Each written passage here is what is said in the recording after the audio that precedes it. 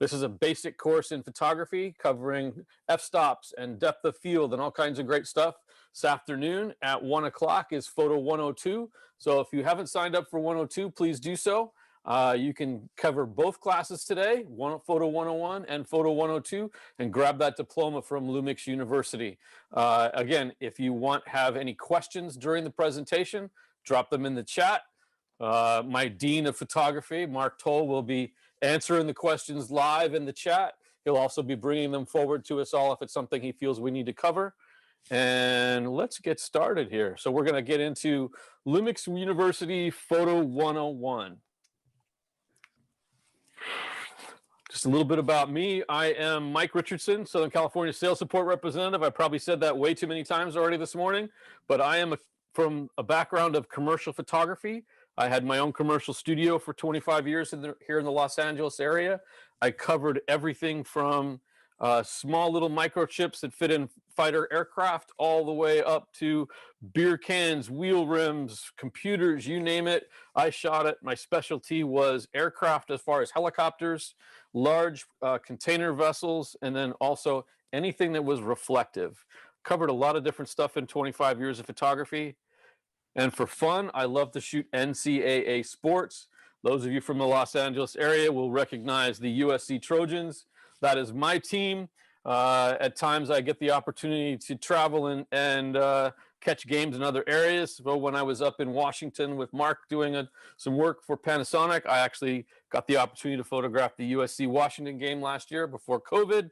And great stuff. I love working with the Panasonic cameras, specifically now the S series for full frame, because it improves my workflow compared to what I used to use before and make life really easy. We will cover a little bit about video. I noticed that in the chat today, but the majority of this class really is about the basics of photography. And so let's kind of get started on the basics of your camera. Now, I'm going to leave this as a generalization. This class is not just for LUMIX. This is for pretty much everybody. So no matter whether you have a Canon or a Sony or a Nikon or a Fuji or a Panasonic, we will cover pretty much the general rules of photography that will cover you and your camera. So let's talk a little bit about some of the basics. If you can see here on the left-hand side of this type of camera, there is that little arrow, and that gives you the playback button, so you can play back and see what you have shot. If you were using a digital camera, you have one of those. If you're shooting film, nothing wrong with that. I shot film for many, many years. You won't have a playback button, of course. That's what the lab is for. They are your playback. But in the world of digital, you can have a viewfinder. In the mirrorless workflow of Panasonic, you have a viewfinder and an LCD. Beautiful. So I love the mirrorless workflow so that you are able to exactly see what you get.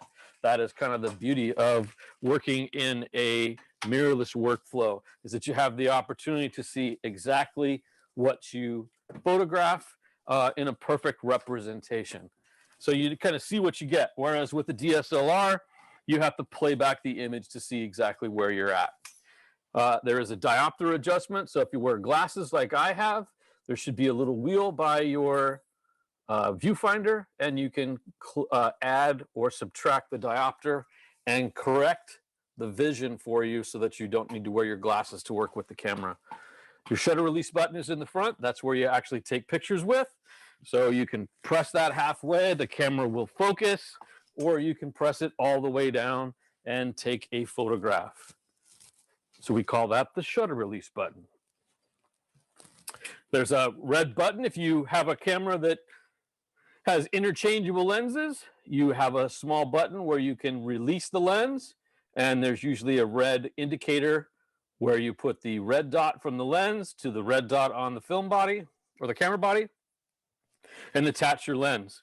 You may also have a depth of field preview button, which allows you to preview the depth of field, which we will be talking about a little bit later. That actually shuts down the aperture of the lens to where you're actually photographing, and you will actually get a preview of what the depth of field looks like. And we'll get into that in a little bit.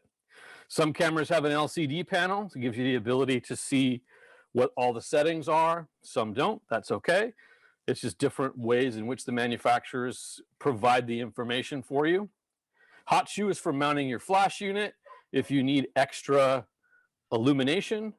The mode dial, we're going to cover that. The battery slot where you place your battery, and of course the 1/4 tripod thread if you need to place your camera on a tripod. So how to hold your camera. This is probably one of the more important things at the beginning. I like to let people know about the 3-point technique. If you are holding your camera, if you'll notice the diagram of the lady on the upper left-hand side, her elbows are in toward her chest. That is 1 and 2. And the 3rd point is your 2 hands on the camera. You rest your camera against your forehead or your eyebrow area. So you have that 3-point touch that gives you a very stable position to hold your camera. If you're working your camera vertically, like they show here, you can actually see how the person can have the 3-point touch by having 2 points, the hand and the forehead up top in a portrait mode, and then use your elbow on your chest or your torso to kind of support those 3 points. Another great thing is if you're kneeling down, you can actually use your knee as a position to rest your elbow, and then of course camera on the forehead and your hands. Or maybe you've got a wall that you can lean up against, whether you're leaning against it or putting your elbows on it. That in that respect will give you that extra support. Although, I'm going to add to this, a caveat in today's world with photography, if you have a more current camera, there is image stabilization. Image stabilization on a Panasonic camera is probably the industry's best. Makes it so simple to handhold the camera because the image stabilization will actually cover any movement. But I still like to teach the principle of getting that rock solid 3-point stability when you hold your camera. So now let's talk about aperture. Now we're going to get into the stuff that can get confusing. The aperture or f-stop controls the amount of light reaching the sensor through the lens. So I'm going to pretty much discuss about digital here, so I will use the term sensor. If you are shooting film, just replace the term sensor with film. The aperture size will regulate the sensor's degree of exposure to light. So in other words, it's an opening of and showing the amount of light that comes through the lens to the sensor. And that aperture can be wide open. And the number for that in this particular sense on the far left is f1.4. It's brighter. In other words, it's a bigger opening. It allows more light in. And if we work in apertures, there's 1.4, 2, 2, 8, f4, 5, 6, 8, 11, and all the way down to f22. F22 is a small opening. The iris or aperture is closing down when you take the picture. It's letting less light through to the sensor. Perfect for those great outdoor situations when you have very, very bright sunlight. Your camera may need to use a very small aperture. Now, aperture does control the depth of field or depth of focus. So in instance on the bottom here, you'll notice we have our camera taking a picture of a dog and we have a tree in the background. There are times you'll see photographs. In fact, the way I like to shoot is more wide open. So normally when I shoot a subject, I like to see the background blur out. Now, Mark sometimes shoots exactly different or opposite than I am. He likes to see a lot of things in focus. So he may use a smaller aperture, giving you more depth of field. That's what that concept means. And we'll get more into depth of field as we get along. But basically, the aperture not only controls the amount of light going through to the sensor, but the physics of the aperture actually control how much is in focus. So if you've had that instance when you might shoot something indoors and you see the background out of focus, or maybe even a portrait, you see the person's nose in focus, but their ears are out of focus, that's because that lens opening is wide open. There's not a lot of light in the room, and you maybe need to stop down or increase your exposure or decrease your exposure to get more depth of field. But we'll cover that more. So we call that f1.4 when there's lights in the background and they kind of blow out into circles. You'll see that. I like to use this perfect example. My wife likes to watch the Hallmark shows that are on TV when it's down Christmas season and Thanksgiving and that, and when the Christmas lights are in the back, you'll notice they show up as balls of light. That's called bokeh or bokeh. Bokeh is that out of focus shallow depth of field that makes those pinpoints of light blur out into big balls. In fact, people kind of in the photo world really enjoy creating that bokeh effect. To do that, you shoot wide open.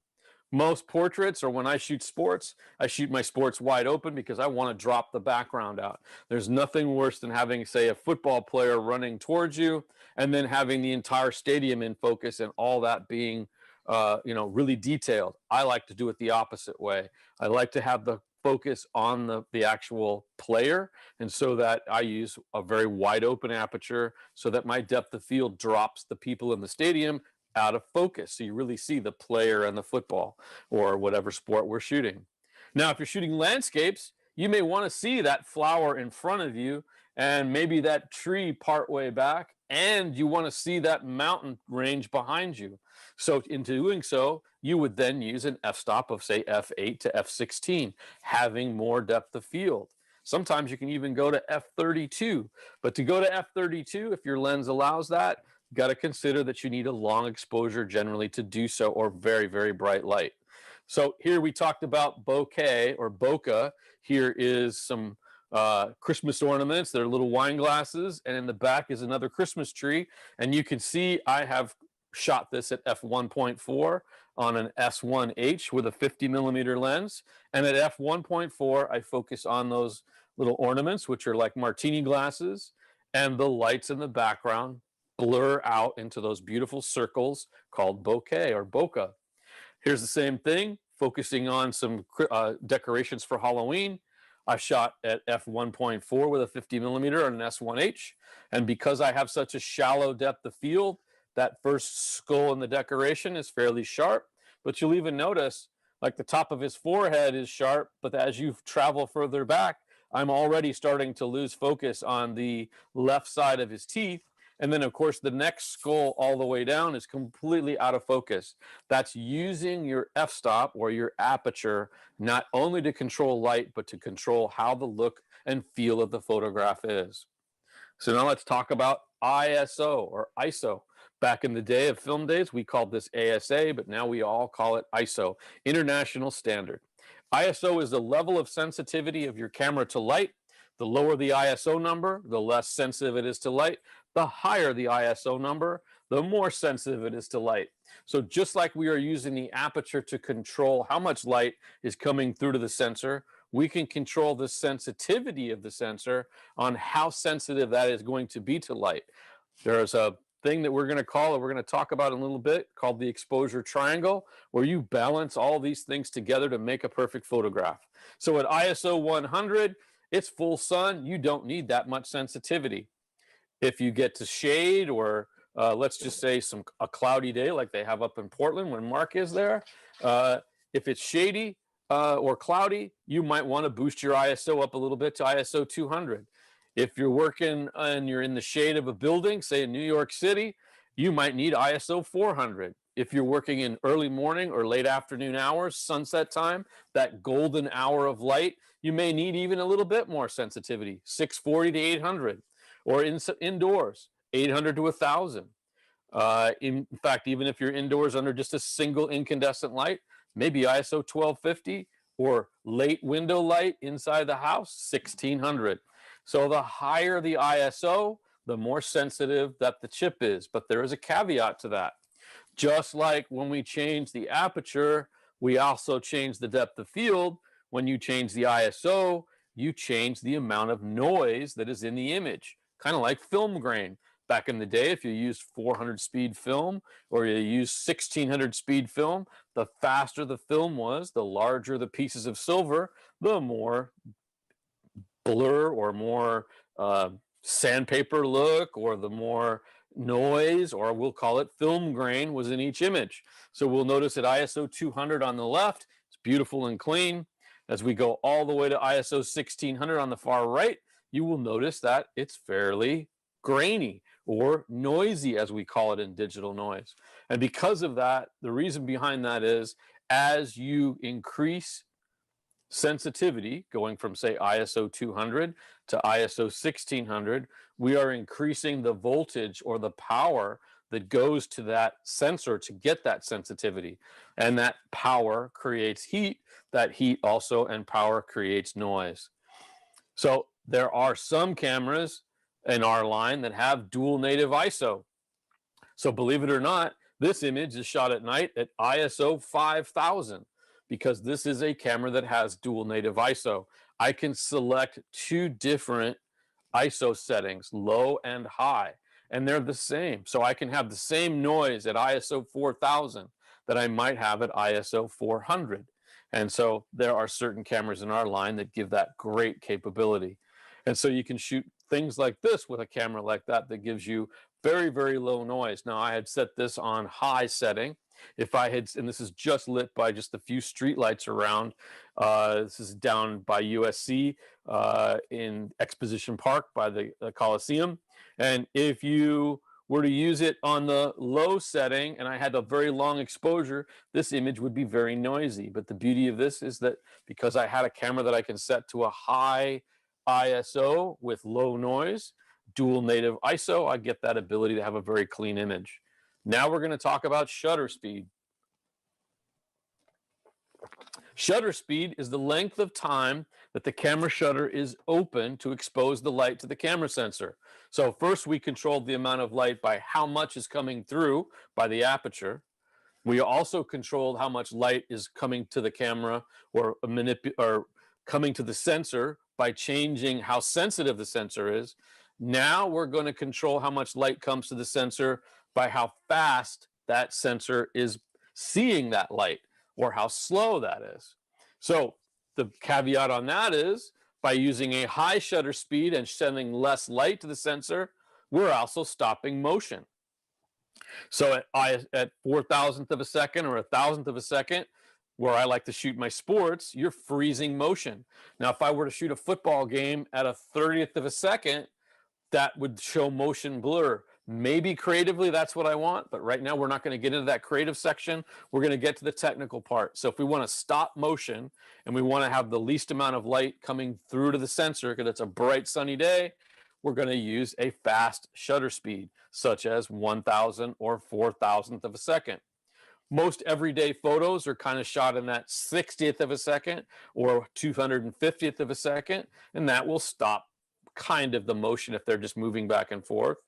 And then you can go the other extreme. If you have a very dark situation, let's say fireworks, or you want to create that motion blur, then you can shoot like a 30th of a second, or you can maybe even do a long time exposure, 10 seconds. And that's for like light painting and things like that, where you will need your camera on a tripod. So let's look at these situations. Got a hummingbird. Their wings move so fast, 4,000th of a second for very fast moving objects. In fact, at 4,000th of a second, the wings of a hummingbird probably still aren't stopped. You're probably going to need to actually even add like a flash unit to stop wings on a hummingbird. It's very hard to do. 1,000th of a second, it'll stop a car or a football player. 500th of a second, maybe somebody moving on a bicycle. Again, we talked about average shots for, kind of everyday people type things. 60th of a second to 250th of a second. And the slowest handheld setting, if you're not got a camera that does not have image stabilization, I'm going to say that 60th of a second is where you should stop before you think about how else you're going to stabilize your camera. If you've got image stabilization, you can probably get yourself, if you're very cautious, down to an 1/8 of a second. I have actually been able to hand hold with a Panasonic S1 down to a 1/2 second and a full second because of how great the image stabilization is. And if you know, we use that 3-point rule we talked about in the beginning, and you get very still and you hold your breath and you release it very carefully, you can do really well. So we're going to use for this example long exposure effects, a 30th of a second to a 1/2 a second. You're going to need a tripod to hold your camera, and that way you can do those great pictures of, say, a waterfall over a stream. When you use that long exposure, that will literally make the water rather than stop it. If you've seen those images where it looks like silk and it's kind of flowing over, that's how they do that. They put their camera on a tripod. They let in less light to the sensor by getting a very small aperture. They don't have a lot of sensitivity. They're probably shooting at ISO 100 or 200 to compensate for that long exposure. That long exposure of that moving water makes you get that cool kind of white angel effect as we get in the water effect. Long exposure, fireworks, we talked about that, like in a 2-second exposure, or you can even do long exposures during nighttime with light painting, or a long time exposure for, say, a cityscape, 5 seconds to 10 seconds. Again, anything that you're going less than a half of a second, in other words, 1 second, 2 seconds, 3, 5, 10, definitely need a tripod for that. Now, we talked about motion blur. So here, if I were to start my top and I shot it at a 2,000th of a second, it's such a short duration that I'm going to actually stop the motion. But at 250th of a second, it's still, that shutter is not fast enough to stop motion. But maybe I want to show motion, so I go to 120th of a second, or maybe I want to be really creative and go all the way to a half second. And then you get those blurs. Here's an example like we talked about shooting football. I want the background to slightly go out of focus. We'll notice that Coach Helton is kind of out of focus, and I've got Sam Darnold in sharp tack focus. This is shot at f5.6 with a 100 to 400 on a GH5. Great way to do sports. I want that background to drop. At times, I will use a 400 millimeter 2.8, and that will make that background drop even more. And so here, rather than say stopping motion and having a shallow depth of field, I wanted to create motion. These people walking through the light subjects. So here I was able to actually use a 15th of a second. Actually, this is an 1/8 of a second. And I kind of move the camera a little bit and I give it kind of that motion blur. So now let's talk about the exposure triangle. The triangle is all three of those things that we've talked about, and you need to balance those together to get the best exposure for your photograph. Proper exposure is achieved by 3 camera functions coming into balance: ISO, f-stop, and shutter speed. This is called the exposure triangle. And here it is. I want you to really ingrain this in your mind. One side of the triangle is shutter speed, one side is aperture, one side is ISO. All three of these things need to work together in perfect harmony to give you that perfect exposure for that greatest photo. So if we look on the far right-hand side for shutter speed, slower, more exposure, blurred motion, 30th of a second. If I want to stop motion, I'm going to go all the way up to 4,000. If I'm looking at my aperture, I'm changing how much light I'm letting come through to the sensor. It's my f-stop. If I want to blur the background, it's going to be very wide open, like f1.2, 1.4, f2, 2.8, something in that area. The smaller the number, the larger the opening. That's probably one of the hardest things to get through to your mind.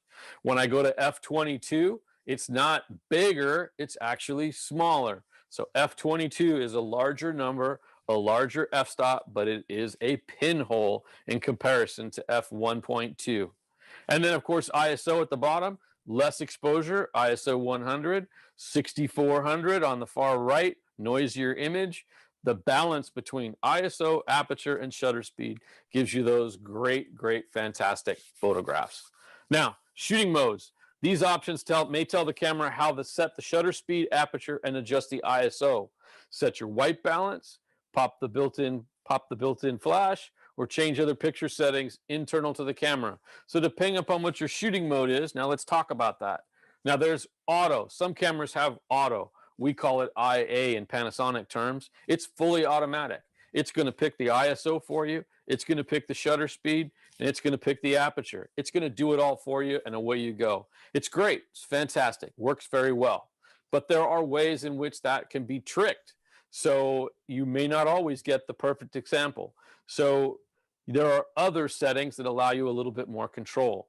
My favorite, it's kind of like my name, the M mode. I call it mic mode, but I also call it the mistake mode or manual mode. It's fully manual. There is no feedback from the camera. Nothing. The camera is not setting anything for you. It's all up to you. Now, the beauty is if you're shooting with a mirrorless camera, and on a Panasonic, we have a setting called custom preview. So if you have custom preview turned on, so if you have a Panasonic camera, definitely go into the menu settings. We'll talk about this at the end if you need some help. Go to the menu settings, look in the wrench section, and look for custom preview. and make sure custom preview is turned on. That gives you the preview of exactly the exposure the camera will be photographing. So if you see something on the back of the viewfinder or the back of the LCD and you don't see exactly what you want to see, then that is the best way to go. If it doesn't look right, you need to make adjustments. Change your aperture, change your shutter speed. Shutter priority mode. You set the shutter speed. If you're shooting sports, set it at 1,000th of a second. Let the camera take care of everything else. Aperture. When I'm using automatic and I'm not shooting manual, that's where I'm setting. My camera is set wide open. I'm shooting f1.4, 1.7, 2.8, something of that nature, and I let this camera set the shutter speed. Now, in addition to that, I'm looking through the viewfinder and paying attention to what is the shutter speed the camera is setting it to. So is that going to stop my motion? Am I going to have to worry about where I'm setting? It only allows me to kind of change, not worry about a lot of things, and just kind of look in the viewfinder very quickly and say, yeah, I'm okay. Go, boom, boom, boom, take my pictures. And then there's program mode. Program mode is like fully automatic. It's going to make aperture and shutter speed changes for you, but it gives you the ability to make some fluctuations and make some changes. So if you're learning, start off with auto. I'd love to see you move to program occasionally and then kind of get the feel for how the camera is working. Then step into either shutter priority or aperture priority, depending upon what kind of photography you do.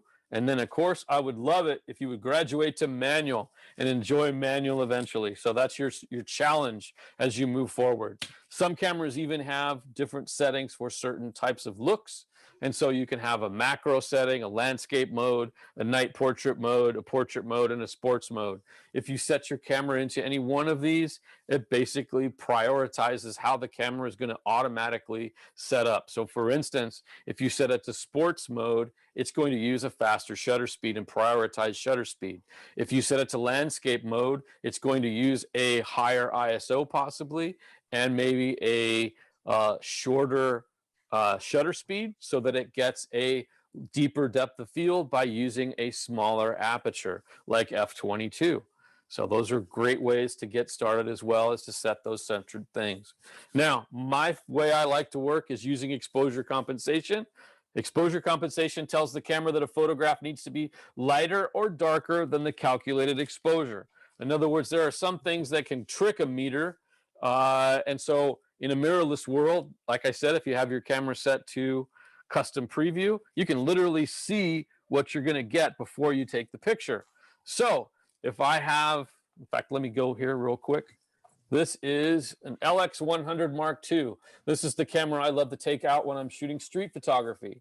And right up here on the top is a dial, and I can move that with my thumb.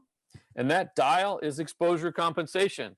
So if I line something up and I look in the viewfinder, I look on the LCD in the back, and I think it looks too dark, I can just say, oh, give me plus half a stop, plus 2 stops, whatever I need. I can change the automatic portion of the exposure to very quickly get what I want. So I like to use exposure compensation to fine tune.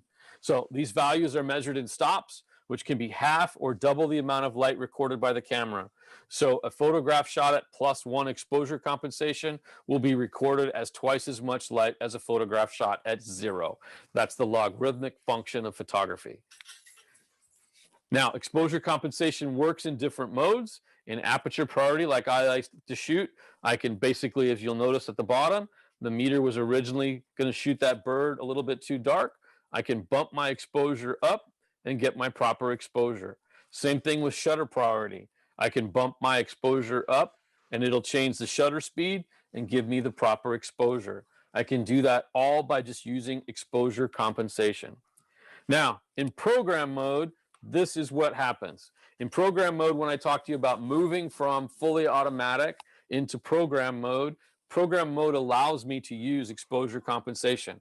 I can make those few changes. I can change the ISO a little bit. I can do all those kind of great things to get me that perfect exposure. When it won't work, I can't use exposure compensation in manual. I basically just change the exposure. And in fully auto, it will not do automatic. It will not let you override it by using exposure compensation because it's the completely auto function. It does everything. It doesn't want any input from you. It just wants to take the picture. So that's why I mentioned, great if you're starting off fresh in photography, put your camera on auto, get used to how it operates. Once you're comfortable with the operation of your camera, definitely move into program mode, move into aperture priority, move into shutter priority. And if you really want to challenge yourself, work on manual. So let's talk about a practical example. Full sun outside, initial camera setting, ISO 100 because it's bright sunlight. My shutter speed is 125th of a second because I'm just not having to worry about stopping, say, a moving car or something like that. And my f-stop's going to be 16. No problem. The subject, now, if the subject is moving fast, you need to increase the shutter speed to get a sharper image. You can improve that by changing your shutter speed up to 500th of a second. I can pretty much leave my ISO where it is, if you'll notice on the far right, but my f-stop will now change from f16 to f8 because I have to give it twice as much light. Great way to make those changes. Lens focal length. Now, this gets even more confusing now, where depth of field can not only be changed by the aperture, but it can also be affected by the type of lens you use. The focal length tells us the angle of view, how much of the scene will be captured, and the magnification, how large individual elements will be recorded. So maybe you don't have a zoom and you've got a camera that just has a fixed focal length, then you get just one view. But if you have a camera that has a zoom, or you have interchangeable lenses and you want to reach something further away, then you can change a lens. Or maybe you're a landscape photographer and you want to get more into your photograph. You can change your lens or change your zoom and get a wider field of view. So it is represented in millimeters, and it is not the actual length of the lens, but it is actually measured the distance from the point where the light rays converge to form an image of an object on the digital sensor or film at the focal plane within the camera. So basically, from where it converges to where it is to the sensor, that is the actual focal length of the lens. In other words, when you see a lens like a 50 millimeter or a 24 or a 400, that's how it's set. So here's an idea of how that works. At 15 millimeters, you have generally a 180-degree field of view when you're using a 35 millimeter or a full frame digital camera. 15 millimeters gives us a 180-degree field of view. A 35 millimeter gives us a little bit narrower, 63 degrees. A 70, 34. A 400, 6. So you can see the aisle. I can change my field of view by changing what type of lens I use. So for instance, here on the left, I'm shooting architecture. We've got this nice building with a river and a bridge. I've got that wide angle shot. I've shot that maybe with an 18 millimeter. Normal, like your eyes generally see, is 50 millimeter. So you would use a 50 millimeter lens to do that. Or you can go to 100 millimeter and start now bringing things closer to you or compressing what you see. And then, of course, all the way, like I like to shoot a 400 millimeter for sports. You can see where a 400 millimeter just gets the detail of that one section of that house over the bridge. So you can change what you see by working with different focal lengths. For instance, this is a 16 millimeter lens on an S1 or an S5, and giving me that wide angle so I can get this great feel to this image by having a wide angle lens. But then maybe I want to shoot a sunset. This is in Hawaii, and I'm now using a 400 millimeter, one of my other focal lengths. I'm one of those photographers that I kind of work from the two extremes. I might work with a very wide angle lens, and then I might work with a very long lens. I don't shoot a lot of 50 millimeter. I shoot stuff all generally in the either wide or super telephoto end. I kind of work in between everything. Now let's talk about taking sharp pictures. A sharp photograph results from several factors, all of which are of equal importance. These are properly holding the camera, enough depth of field, the lowest ISO setting possible, and fast enough shutter speed to prevent camera shake. So that's what helps you get sharp photos. So again, we talked about holding the camera properly, those 3 points. Pick a mid-level aperture, 5.6 to f8, safe spot to get enough depth of field. Hold the camera steady. So again, those 3 points that we talked about. Take an idea of where your ISO is to make sure it's not too high that you're going to get a lot of noise. Shutter speed and focal length. Now here's one more caveat I'm going to add to it. When the rule is this, generally you want a shutter speed that's twice your focal length.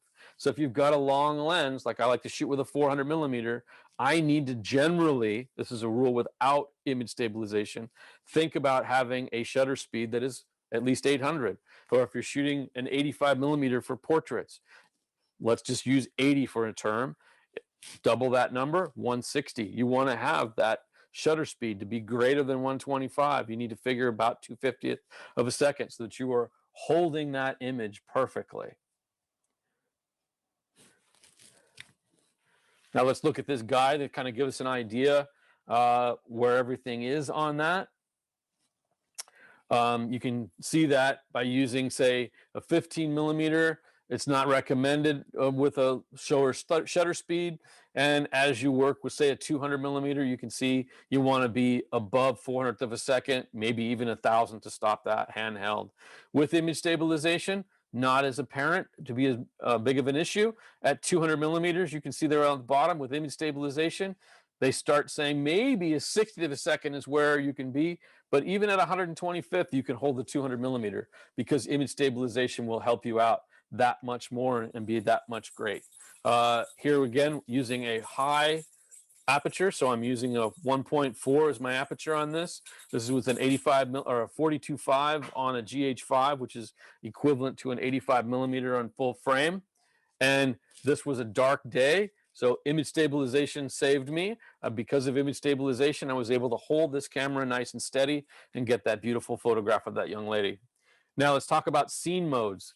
The use of scene modes helps a beginning photographer to understand camera settings by using pre-programmed information. So here you can see that you can set, again, scene modes.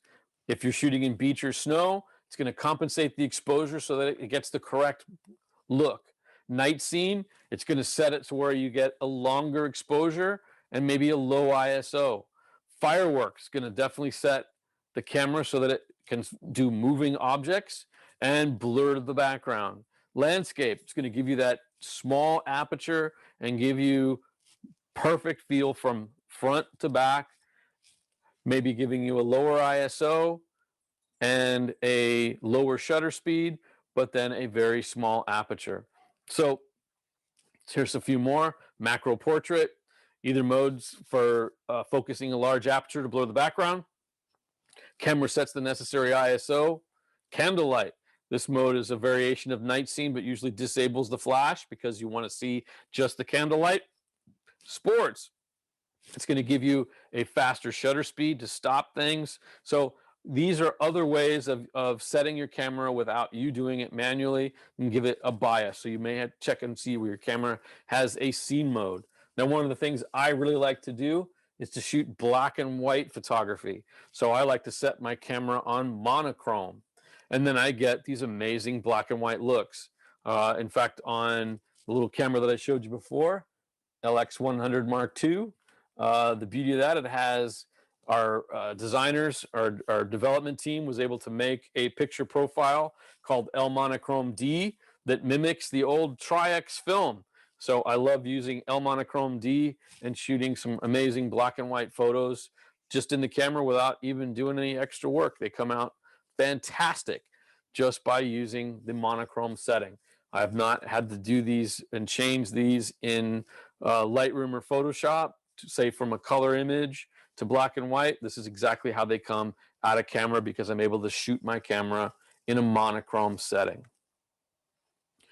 Now let's talk about autofocus. So the autofocus mode allows you to tell the camera how you wish to react when focusing. So there are different types of autofocus. There's AFS, autofocus single. Some cameras call it servo AF. In this mode, when the shutter release button is pressed down halfway, the focus is locked. So in this instance, we're going to shoot a portrait of this young man. If I have my focus point on his face, the camera's going to focus on that. If he happens to move and I haven't taken the picture yet, guess what? The focus is not going to change. So he might be out of focus if he moves. So hopefully when you're shooting a portrait, the person isn't moving around a lot. If they are, or like in sports photography, then you need to make sure your camera is set to AFC, or continuous. And this means that the camera is continuously making changes to the focus, even to the point before the shutter releases. Even that split second or the microsecond, it's getting a feel for how fast that subject is moving away or towards the camera. And it will even make a change in between the point when you press the button and the actual shutter takes the image, because it's calculating all that moving forward. Now, quick menu is a point on the cameras that we have for Panasonic that allows really fast operation. So it allows me one button operation to make really quick changes. So if I wanted to change focus types, I could just press the Q menu. On some other manufacturers' cameras, you can just go into the menu and do the same thing. It allows us to look at different ways to set your camera for different types of focus. In this instance, on the left, I have face eye detection. The next one over is tracking. The next one over is the full area. In other words, it will pick what area it wants to focus on and show that to me, and then I can decide whether that is good or not. Next one over is custom multi. That's my favorite. And then there's a box and a pinpoint, all different ways of setting your focus. In fact, we like to talk about how important images are to great sharp images. This is a 50 millimeter lens at f1.4, and you can see the image on the right is a cropped version of the image on the left. That is not a different shot. So I just zoomed in or I said cropped in, just to show you the detail of how exquisite that 50 millimeter 1.4 is on a full frame camera. And because of image stabilization, having the correct exposure, the amount depth of field, the correct shutter speed, and the correct ISO, I'm able to get an amazing image and look at the super detail that there is from that. And I know it doesn't really read itself well over the internet waves, but let me tell you, it is fantastic. Now, background blur. This guide is only meant to give a visual reference to the factors affecting background blur.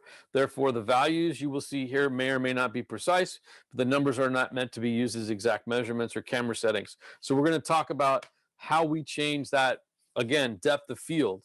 By looking at the chili peppers there, I have one in front and one a few inches behind it. If I were to shoot it at 1.4, the chili pepper in the back is going to drop out of focus, but that chili pepper in front is going to be sharp as a tack. Maybe that's what I want. Maybe that's the look and feel that I'm looking for. Maybe I'm shooting these chili peppers for a salsa ad, and they don't want necessarily, they want to really talk about the one type of chili pepper they use. So in that respect, I'm going to use a small f-stop and with a wide open aperture, and that's going to give me a shallow depth of field. Maybe they're talking about all the chili peppers that they're shooting, and they want to talk about all the chili peppers in their salsa. So then, of course, I'm going to change my idea of my photo from what I shot on the left, and I'm going to shoot it more like on the right. I'm going to shoot at f22, like a landscape. I want the chili pepper in the front and the chili pepper in the back to be in focus. Or for instance, I want that flower in the foreground. I want that stream maybe 20 feet away. I want that tree another 40, 50 feet away, perfectly in focus. And I want that beautiful mountain range behind that. So I need to consider shooting at a smaller aperture. Maybe I do that via aperture priority and set my aperture to f22 and let the camera set the rest of the settings. Maybe I work in manual and I set f22 and I see where everything sets. Now I can also change that depth of field by focal length. If I use a telephoto, I'm going to have less depth of field generally, depending upon my f-stop. I'm going to have normal, wide, and ultra wide. So I can change the look and that depth of focus by changing which type of lens I'm using. Now, when I say lens, I don't necessarily always mean interchangeable. You may have a camera like this one where the lens actually is a zoom, and I can actually change. See if we can get it to zoom out for us. It changes just a little bit. There we go.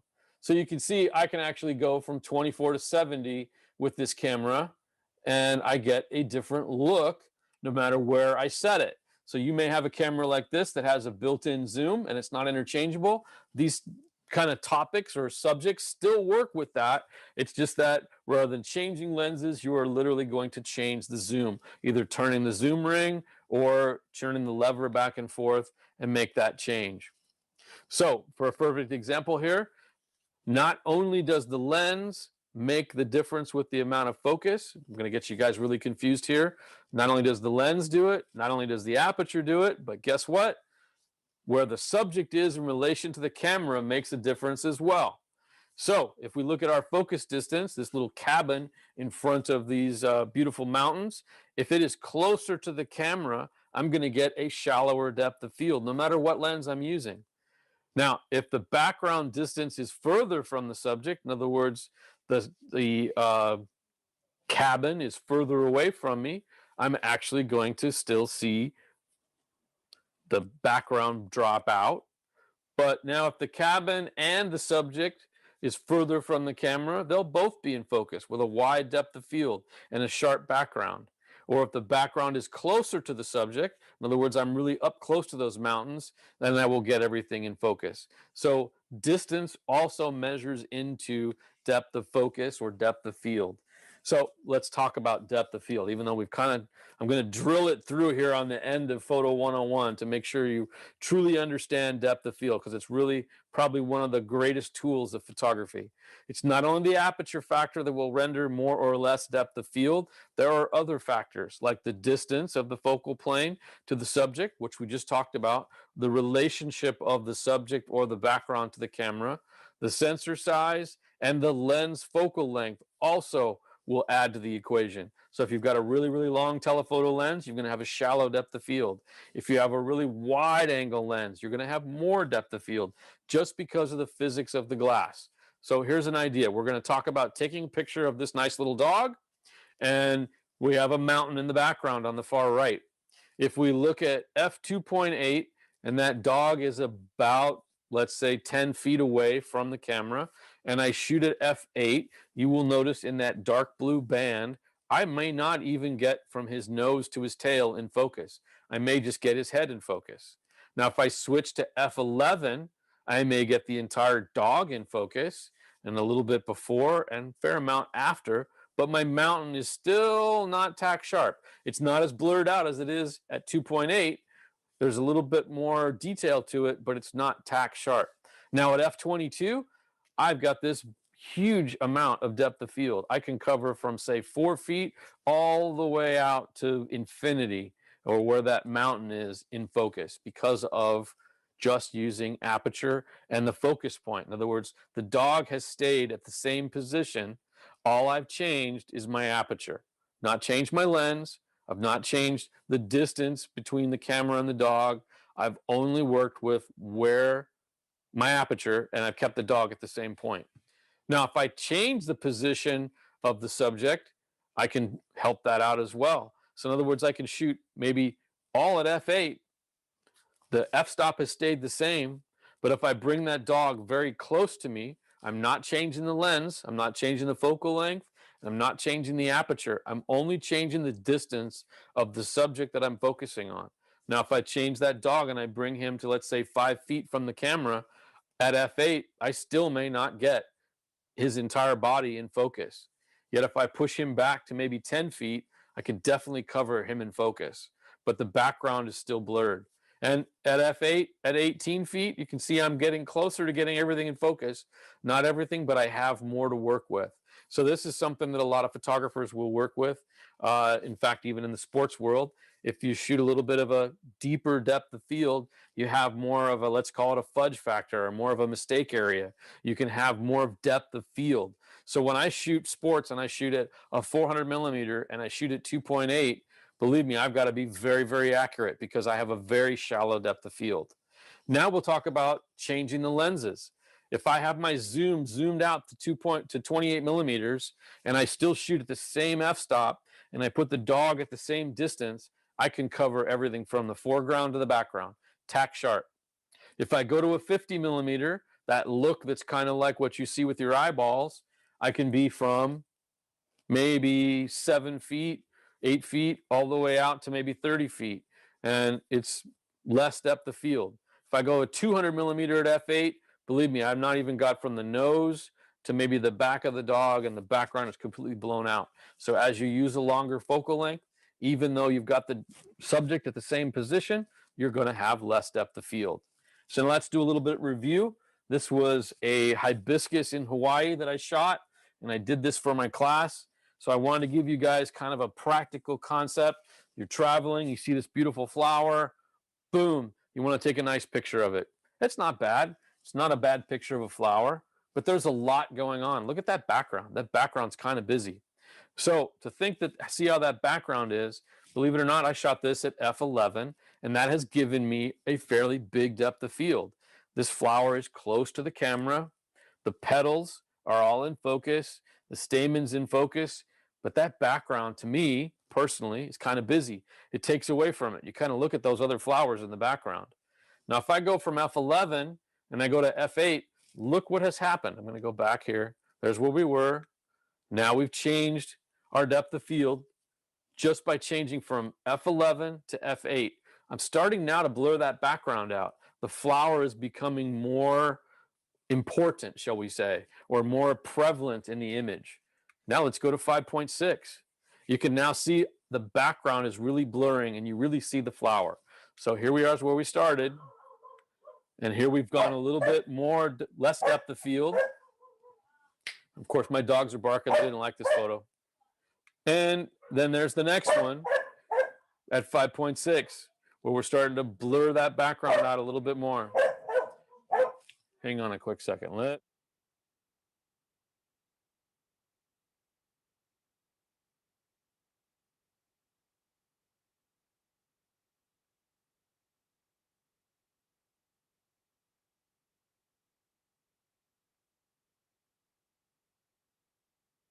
Sorry about that.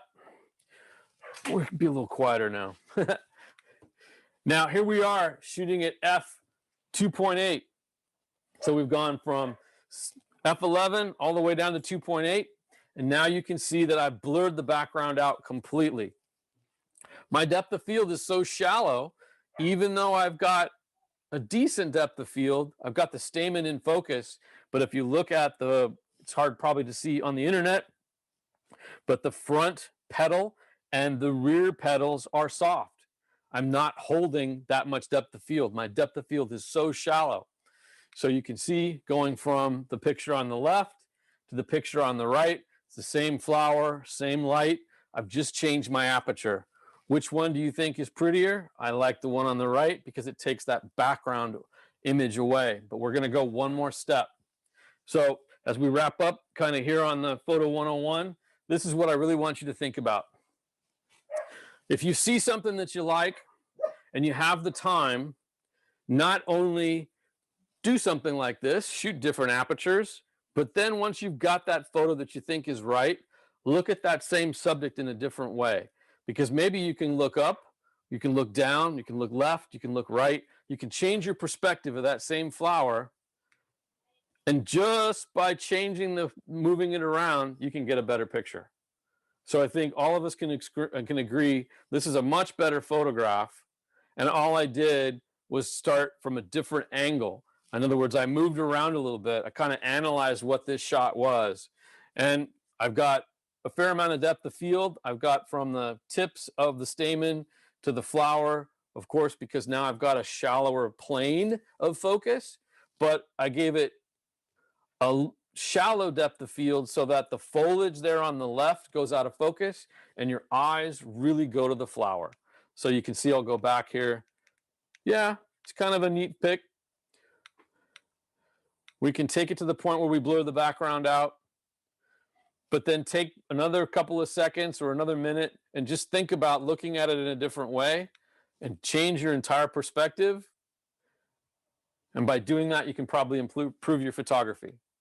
And of course, in today's world with digital, it doesn't really cost much to shoot a couple of extra images, so shoot away. So let's talk about drive modes real quick.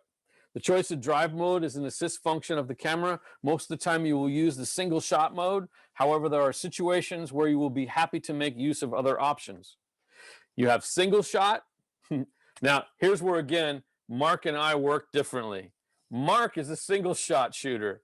He likes to take a pic and move on. I'm the exact opposite. You will find me using continuous or burst all the time. Even if I'm just taking a picture, I may take 2 or 3 frames. I may take 2 or 3 frames and move a little bit left or right so I have different viewpoints.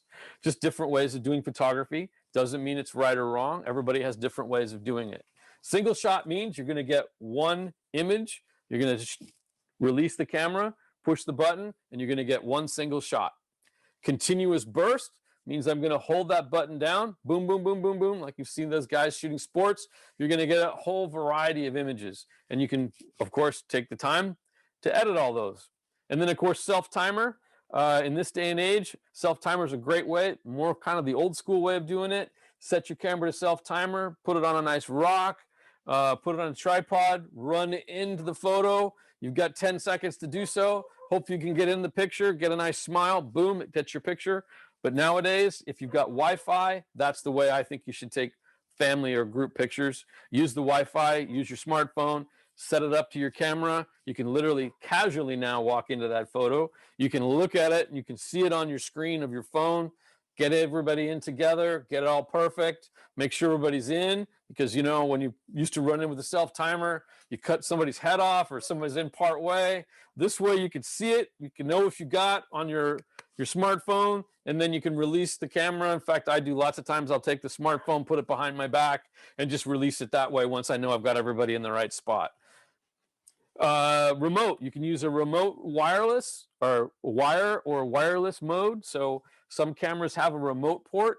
So if you need to do, say, a shot on a tripod, you can remote control so that you're not touching the camera. That gives you more of that rock solid ability so that you're not bumping the camera or causing vibration for the camera ahead of time. Quiet and silent mode, if you're shooting in a church, say for a wedding. Not most of these cameras now, you can go into a silent mode, especially the mirrorless, and actually have a camera that makes no noise when you want to shoot pictures. We talked about Wi-Fi. I'll go into this really briefly. Wi-Fi is fantastic. The Wi-Fi operation on a Panasonic is second to none. I think we make the best app for Wi-Fi. You can control the focus. So on the far left, you can see I've got my little squares. I've got this blue book that I'm shooting. Once I tap that square, you can see it pops into focus. Down below, I can press the record button for video. I can take pictures. I can do the Q menu just like I do on the back of my camera. In fact, if you look at the next one over, record settings, I have a full use of that app to change everything. Photo style, filter settings, aspect ratios, picture size, quality, focus mode. In other words, I can do pretty much everything I can do on the menu of the camera, I can do remotely via my app. And for those video shooters, you can do all kinds of things by changing all the different video perspectives. You can do all that as well with video recording. So you have the ability to do pretty much everything. And let's go 4K, 6K photo. Another cool feature, if you need to do a few things and you need to stop motion, this is a great way to do it. It's actually taking a video file and then allowing you to pull 8 megapixel or 16 megapixel, whether you're a 4K photo or a 6K photo mode on your camera. And it has the ability to, it gives you thumbnails. So if you look on the bottom, you can literally scroll through all the images and find the exact moment in time that you find that works best for you. It's a great way to do that. Now let's go one more thing. We're gonna got a couple more things. I know we're a little bit over on the hour. We're gonna go a few minutes over, and then we're gonna go into that Q&A section. Everybody holding on? We'll wrap it up here in a few minutes. The white balance setting you choose will change the color in your picture, making it warmer or cooler depending upon the existing light. So there is the auto white balance function, which is great. It's like auto function for exposure. It will do it for you. But you can also change the specific settings by changing your white balance, whether it's tungsten, daylight, cloudy, shade, flash, or even custom, dialing in the specific color that you want. So indoors, generally, most light is warm or tungsten based. If you've ever shot that photo and it's got this orange look to it, you want to change and make sure you've got tungsten setting. It means you've got a daylight setting. Or maybe you're shooting outdoors and it looks a little funny. You may have be on tungsten setting and forgot to change it to daylight. So always pay attention to what your light setting is and make sure that you have the correct setting. So there's little icons. The icon on the left is for like incandescent or inside light, domestic lighting or candle flame, bright sky, bright sunny day. If you're early morning or late evening, they have that other little icon. There's an icon for flash, an icon for an overcast day. So if you're up in Portland like Mark, you can set it to daylight and that will warm up your tone a little bit. Or you can also do shade and clear sky. And on quick menu, it's very simple to do that on Panasonic cameras. If you'll notice on this camera, it's function 2. You press function 2, and then with the touch screen, then you can literally choose all those things. You can see right across the top, I've got AWB, white balance cool, white balance warm. I'm currently set to daylight. There's my cloudy sky, my shade, my incandescent, my flash, and then a variety of custom settings. So that has wrapped up Photo 101. We're going to get into questions now. Mark and I will go over what is basically on the chat and make sure we've got everything covered. And if not, you can also try and unmute your mic and speak up. Again, I'm Mike Richardson. 310-628-3416 is my phone number. If you have any additional questions, you can always reach out to me, or my email is mike@richpix.com. All right. How we doing, Mark? Good, Michael. Only got a couple of questions. I don't have the answer to this one. Somebody wanted to know if you know that means I don't either. For shooting the Milky Way or Northern Lights. Okay, so I have not had the perfect opportunity to shoot the Northern Lights, but where is that one? Let's read it. It's in the Q&A. It's about from Helen at 10:25. Oh, there it is. Would you please list all the settings for shooting the Milky Way or Northern Lights? So Northern Lights and Milky Way is basically long exposures generally. So you're going to want a tripod. You can't go too long of exposure because, of course, the Milky Way or the stars are going to move. So it's usually a wide open aperture, a higher ISO, and maybe a shutter speed anywhere between a half second all the way to maybe 2 or 3 seconds.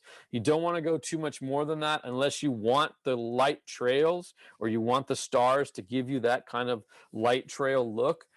In that essence, then you would go to a longer exposure, or you can even get drives that actually will motorize your camera and follow the stars. But that's getting really complicated. So I hope that answers your question. Actually, it helps. A higher ISO and a wide open aperture. It also helps to have a fast wide angle lens, like an f1.4. Exactly. Like that. The Panasonic 12mm 1.4 is perfect for that. Yeah, it's beautiful for that. Yep.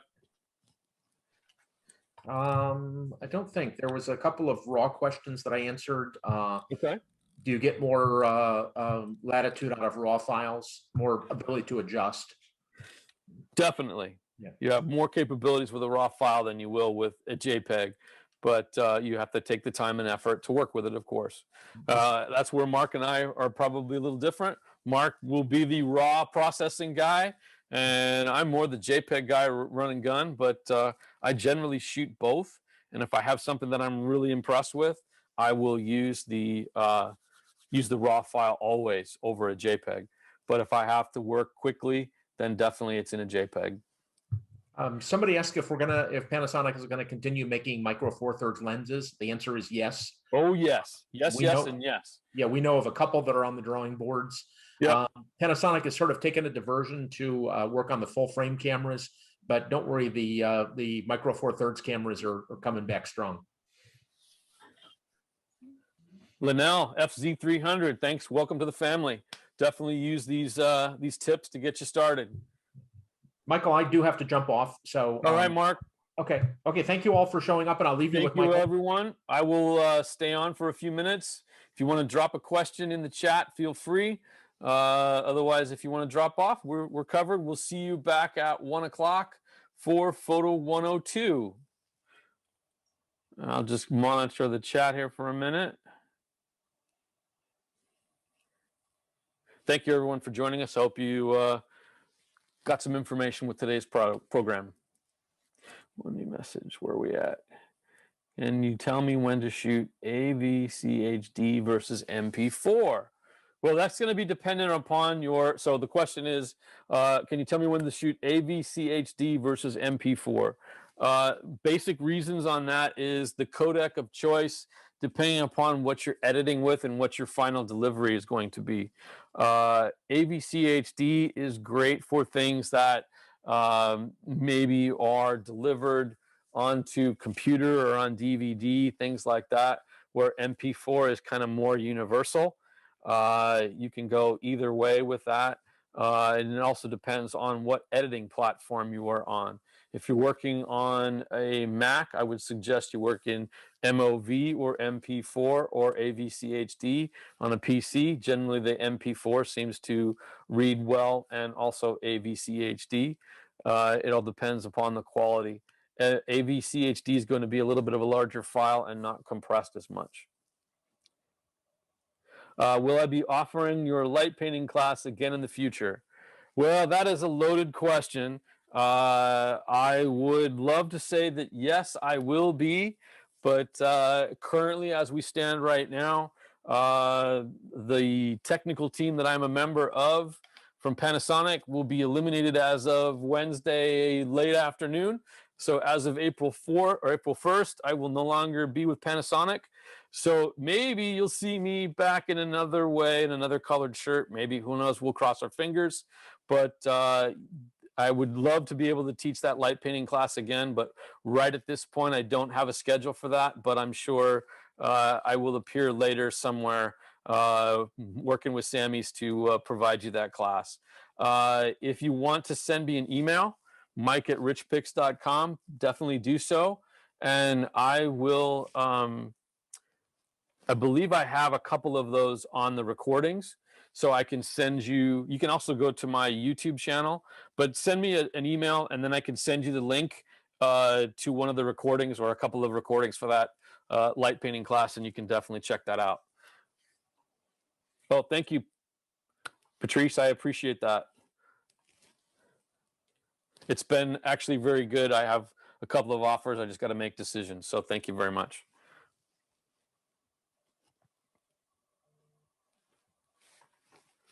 I hope everyone enjoyed their time. We'll see you again after 1 o'clock.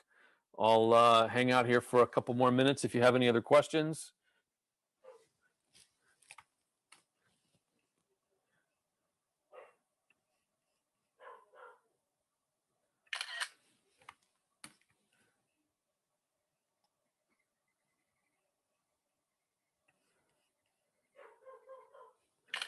All right, everyone. I see people dropping off, but I don't see any other questions coming up.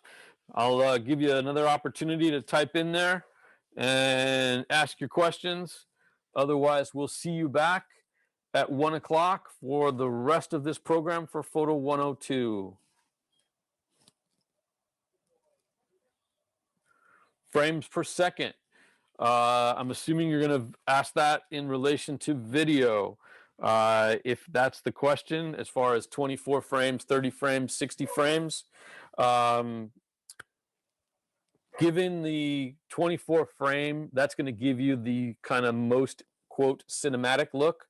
If you are shooting things that have some motion to it, then I suggest shooting 30. That will give you a little bit of a crisper look. And then, of course, if you're shooting sports, then you want to be in that 60 frame per second. So 60 frame per second gives you that more freeze action, because you are shooting more frames per second and you're getting more information across to the visual that the brain is seeing. If you are looking for kind of your more video look, like I mentioned, or your more cinema look, or your more motion pictures are generally at 24 frames per second. And so that little bit of motion that you get from working in 24 tends to be a little bit easier on the eyes. But things are moving more and more into the 30 frame world as we move into streaming sources and things like that. So hopefully that answers your question.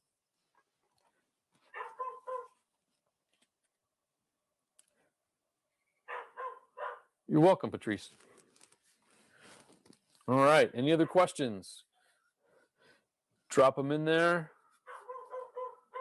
Otherwise, we will see you back at 1 o'clock. Thanks again, everyone. Greatly appreciate it. We'll see you back at 1 for Photo 102.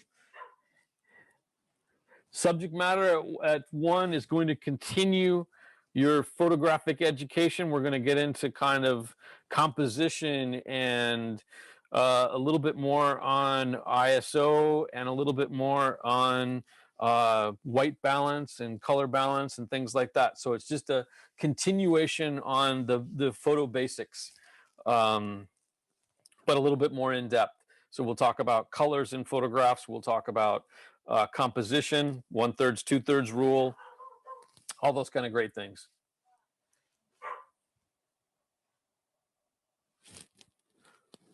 All right, everyone. Have a great afternoon. Enjoy your little lunch break. We'll see you back at 1 o'clock for Photo 102. Have a great day. Thanks for joining us. We greatly appreciate it. Thank you to Samys for allowing me to present. As always, they do a great job. So if you need anything in the photo world, definitely check out the store in Pasadena, the store in Fairfax, definitely the store in Orange County, down on Santa Ana area, on Bristol. Or you can always, of course, www.samys.com. They'll always hook you up with the best. So if you need anything photographic, definitely think Samys first. Have a great afternoon. We'll see you in a couple hours, and we'll see you for 102. Have a great day.